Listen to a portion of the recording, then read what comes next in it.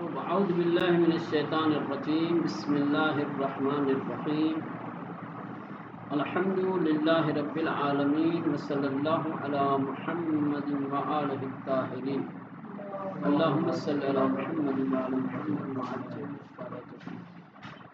تو بحث چل رہی تھی فعل مضارع کب منصوب ہوتا ہے. تو کہا تھا کہ جب فعل مضارع پہ نصب دینے والے عوامل میں سے کوئی ایک عامل آ جائے تو فعل مضارع منصوب ہوگا. بہت سارے حروف ابھی تک آپ نے پڑھے. آج باب معیہ، وہ با جو معیت کا معنی دیتا ہے، مع کا معنی رکھتا ہے، باب عاطفہ نہیں. ٹھیک، جو باب معیت کا معنی دیتا ہے، لیکن اس کے لیے شرط یہ ہے کہ باب معیت سے پہلے نفی یا طلب ہو. کوئی ایسا کلمہ آیا ہو کہ جو نفی پر دلالت کرے، نفی کا معنی دے یا طلب کا معنی دے. تو اگر باب معیت سے پہلے نفی یا طلب ہے تو باب معیت فعل مضارع کو نصب دے گا، وإلا فعل مضارع کو نصب نہیں دے گا. ٹھیک، دیکھیں واو المعیہ المسبوقۃ بنفی او طلب. باب معیت فعل مضارع کو نصب دیتا ہے وہ باب معیت المسبوقۃ کہ جس سے پہلے ہو بنفی، نفی یا طلب، جو نفی یا طلب جس سے پہلے ہو. کما فی الفاء السببیہ، جیسا کہ فاء سببیت میں تھا. فاء سببیت میں بھی یہ شرط تھی کہ فاء سببیت فعل مضارع کو اس وقت نصب دے گا جب فاء سببیت سے پہلے نفی یا طلب ہو. ویسے ہی باب معیت سے پہلے اگر نفی یا طلب ہے تو باب معیت فعل مضارع کو نصب دے گا. جیسے لا ازورک وتحجرنی، شاہد مثال وتحجر، کیا ہے وتحجر، یہ اصل میں تھا تحجرو، لیکن نفی آیا ہے لا ازورک. ٹھیک، تو چونکہ باب معیت سے پہلے یہاں پر نفی آیا ہے فعل مضارع کو نصب دے دیا ہے باب. یا هل تظلمنی وانصفک، کیا تم میرے اوپر ظلم کرو گے جبکہ میں تمہارے ساتھ انصاف کرنے والا ہوں.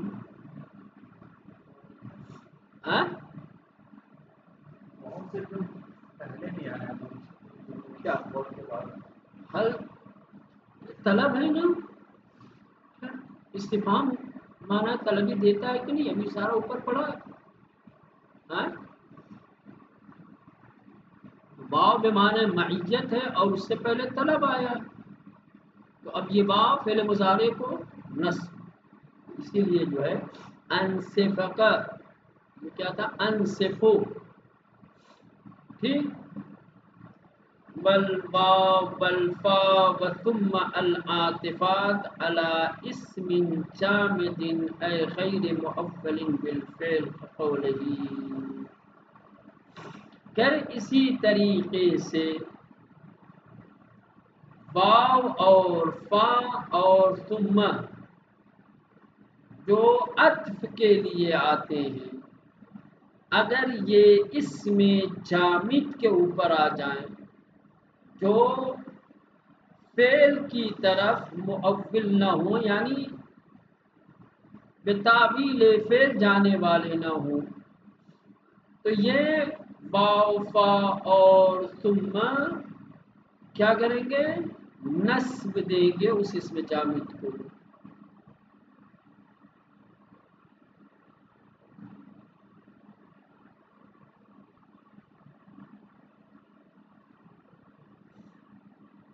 الواو والفا، واو اور فا، وثم یہ تین العاطفات جو عطف کے لیے آتے ہیں، یعنی باب عاطفہ، فا عاطفہ اور ثم عاطفہ अला इस्मिन जामिदिन, अगर ये इसम जामिद के साथ हूँ और वो इसम जामिद गैर मुअव्वलिन बिलफेल, क्या है, फेल की तावील में न जाए।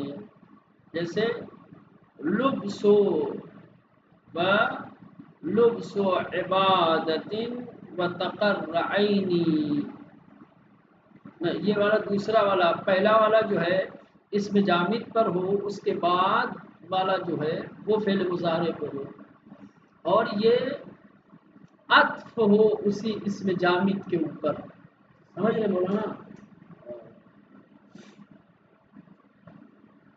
बाब आतिफा, पाए आतिफा या तुम आतिफा, जब इसमें जामिद पे हो, ठीक, और वो इसमें जामिद फेल की तावील में जाने वाला ना हो, फिर उसके ऊपर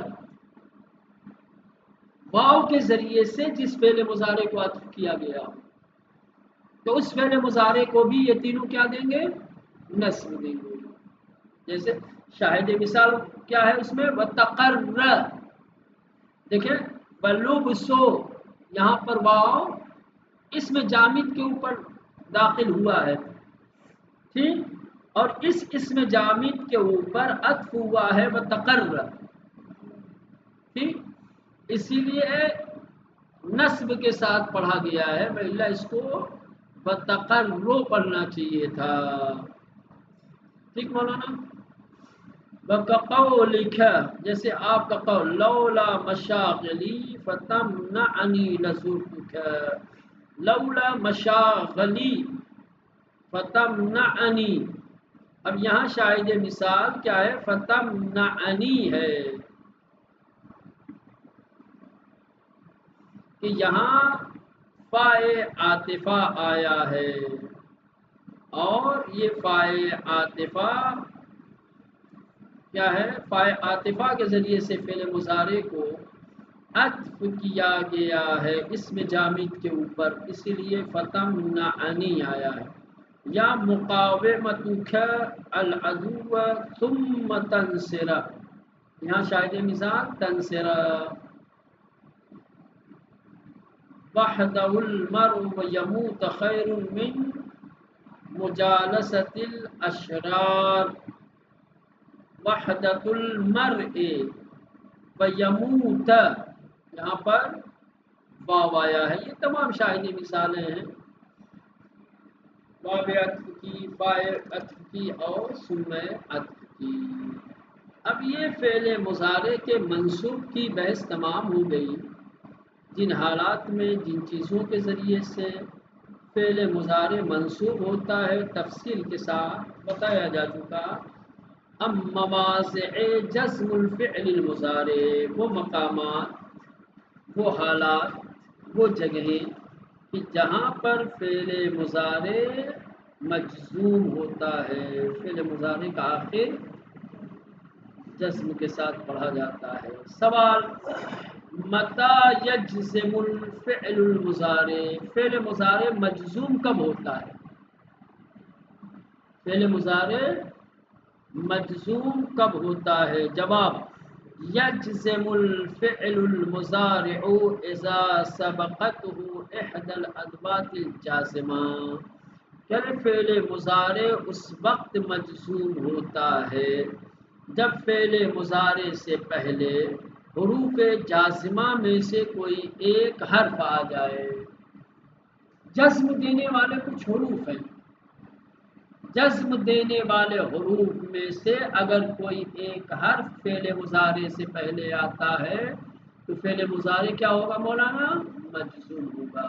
ठीक, वहिय क़िस्मान, और ये जो फ़ेल मुज़ारे को जज़्म देने वाले हुरूफ हैं उनकी दो किस्में हैं।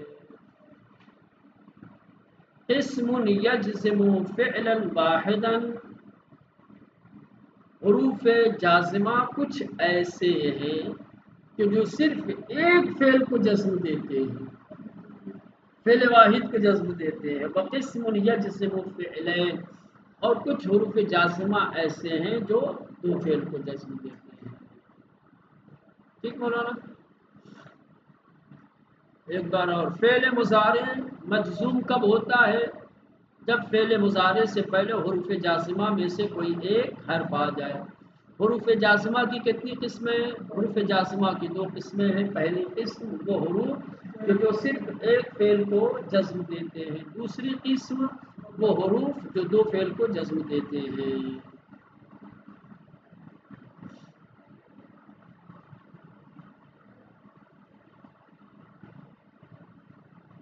کم ہی الادوات الجازمہ فعلا واحدا، جزم دینے والے، ایک فعل کو جزم دینے والے کتنے حروف ہیں؟ وہ حروف جو صرف ایک فعل کو جزم دیتے ہیں وہ کتنے ہیں؟ ان کا جواب الادوات الجازمۃ فعلا واحدا اربع وہی، کہنے کہ ایک فعل کو جزم دینے والے حروف چار ہیں۔ چار ایسے حروف جازمہ ہیں جو ایک فعل کو جزم دیتے ہیں۔ نمبر ایک لم، جیسے لم یذهب احد، لما جیسے تعلم اخی القراءة ولما یکتب۔ نمبر تین لام الامر، لے تطلب نفسک، لا الہیہ جیسے لا تیأس من رحمت اللہ۔ یہ چار لم، لما، لام امر، لائے نہیں، یہ چار ایسے حروف جازمہ ہیں جو صرف ایک فعل کو جزم دیتے ہیں۔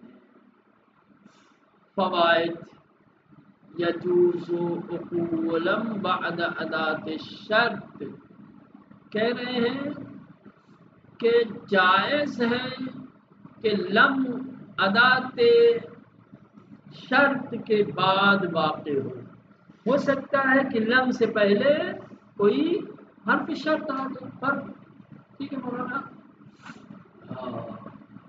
آپ یہ مت سمجھیے گا کہ لام سے پہلے کوئی حرف نہیں ہے، لم سے پہلے کوئی حرف نہیں آ سکتا۔ کبھی کبھی لم سے پہلے کیا ہے، حرف شرط آ جاتا ہے، لم حرف شرط کے بعد واقع ہوتا ہے، سمجھ رہے ہیں؟ ٹھیک ہے، جائز ہے کہ لم واقع ہو، لم آئے بعد ادات الشرط، کیا ہے، حروف شرط کے بعد، جیسے ان لم تزرنی اعتب علیک۔ اب یہاں دیکھیں ان شرطیہ آیا ہے پہلے، اس کے بعد لم واقع ہوا ہے، بخلاف لما، لما کے خلاف، کہ لما سے پہلے حروف شرط میں سے کوئی حرف نہیں آ سکتا، لما حرف شرط کے بعد واقع نہیں ہوتا، لم حرف شرط کے بعد واقع ہو سکتا ہے لیکن لما حرف شرط کے بعد واقع، بخلاف لما، لما کے خلاف، فیکون المضارع مجزوما لفظا بلم و محلا بان۔ اب سوال یہ ہے کہ اگر لم حرف شرط کے بعد واقع ہوتا ہے تو فعل مضارع جو مجزوم ہوگا وہ کس کی وجہ سے ہوگا؟ حرف شرط کی وجہ سے ہوگا یا لم کی وجہ سے ہوگا؟ سوال سمجھ گئے؟ وہاں پر کہ جہاں پر ان شرطیہ کے بعد لم واقع ہوا ہے تو فعل مضارع جو مجزوم ہوگا وہ ان شرطیہ کی وجہ سے ہوگا یا لم کی وجہ سے؟ تو کہہ رہے ہیں کہ فیکون المضارع مجزوما لفظا بلم، یعنی فعل مضارع مجزوم ہوگا لفظا لم کی وجہ سے، اور محلا بان، ان کی وجہ سے۔ سیدھے سیدھے کہہ دیں گے ان شرطیہ لم کیا ہے، عامل جزم، اور فعل مضارع جو اس کے بعد ہے اس کو کہیں گے کہ یہ مجزوم بے لم ہے لفظا، اور پھر ان کا مجزوم کہہ رہے لم اور فعل مضارع یہ دونوں، ٹھیک سمجھ میں آ گیا؟ نمبر 2 فائدے میں لم ولما یقلبان معنی المضارع ماضیا کما مر، کہہ رہے کہ لم اور لما جب فعل مضارع پہ داخل ہوتے ہیں تو مضارع کے معنی کو ماضی میں منقلب کر دیتے ہیں، بدل دیتے ہیں۔ لم اور لما فعل مضارع کو ماضی منفی کے معنی میں تبدیل کر دیتے ہیں۔ سمجھ لیں مولانا، لم و لما یقلبان بدل دیتے ہیں معنی المضارع، مضارع کو معنی کو ماضی ماضی میں، کما مر جیسا کہ گزرا اوپر کی تمام مثالوں میں۔ آپ جیسے کہیں گے لم یذهب، نہیں کہیں گے وہ نہیں جاتا ہے، کیا کہیں گے؟ وہ نہیں گیا۔ لما یکتب، نہیں کہیں وہ نہیں لکھتا ہے، کہ اس نے نہیں لکھا۔ غیر ان لم تنفی الفعل فی الماضی مطلقا، کہہ رہے کہ لم جو ہے وہ فعل کو مطلقاً ماضی منفی میں تبدیل کرتا ہے بغیر کسی قید و شرط کے۔ لم فعل مضارع کو ماضی منفی میں تبدیل کر دیتا ہے۔ ولما تنفی ہے فی الماضی متصلا بالحال، لیکن لما ماضی کی نفی کرتا ہے جو حال سے متصل ہو، یعنی یوں کہا جائے کہ لم مطلقاً ماضی منفی کا معنی دیتا ہے، قریب کا، بعید کا، استمرار کا تو نہیں، مثلا ماضی میں جو نفی کی گئی، لیکن لما کیا ہے؟ ماضی قریب کہہ لو آپ معنی سمجھنے کے لیے، جو حال سے جو وہ ماضی جو حال سے متصل ہے اس کی نفی کرتا ہے لما۔ ٹھیک ہے، فرق سمجھ میں آیا؟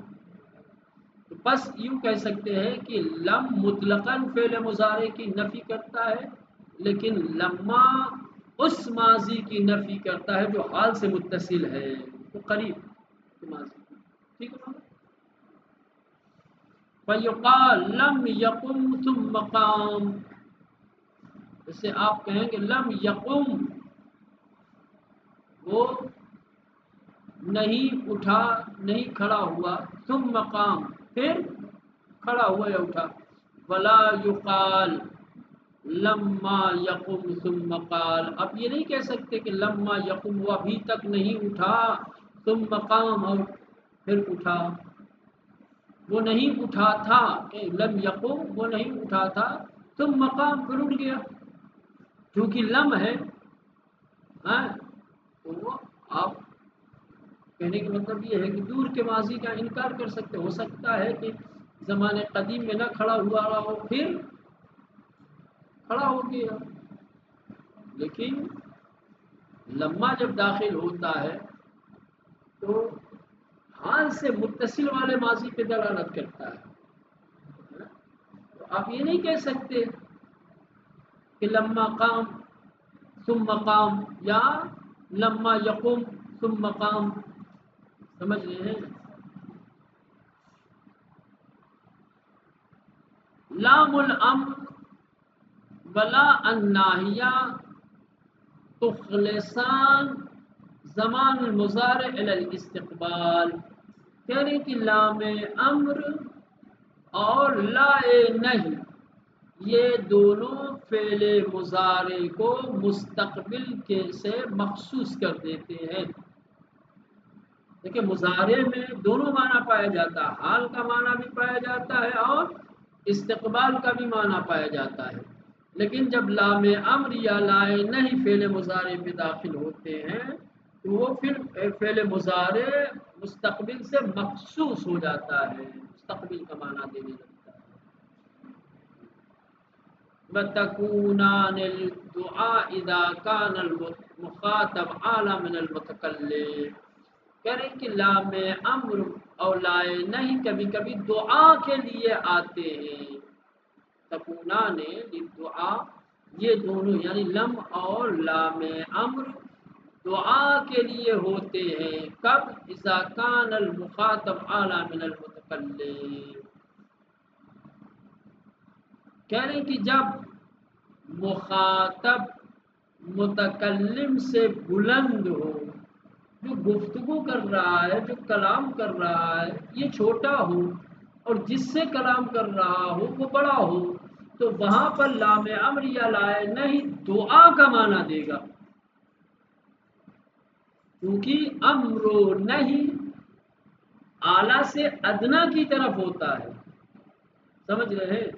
لیکن ادنا سے اعلیٰ کی طرف جب امر و نہی کا استعمال کیا جاتا ہے تو دعا اور التجا کا معنی دیتا ہے۔ بس سمجھ میں آئے؟ میں استاد ہوں، آپ شاگرد ہیں، استاد اور شاگرد میں کون اعلیٰ ہوتا ہے؟ استاد۔ میں اگر لام امر کا استعمال کروں یا لائے نہیں کا تو یہ امر نہیں ہوگی، طلب ہوگی، لیکن آپ شاگرد ہو کر کے ٹھیک ہے میرے لیے لام امر یا لائے نہیں استعمال کریں تو اس کو نہیں کہا جائے گا کہ یہ امر ہے اور طلب ہے، بلکہ یہ دعا اور التجا کا معنی دے گا، جیسے ربی فلتکن مشیتک وربی لا تواخذنی،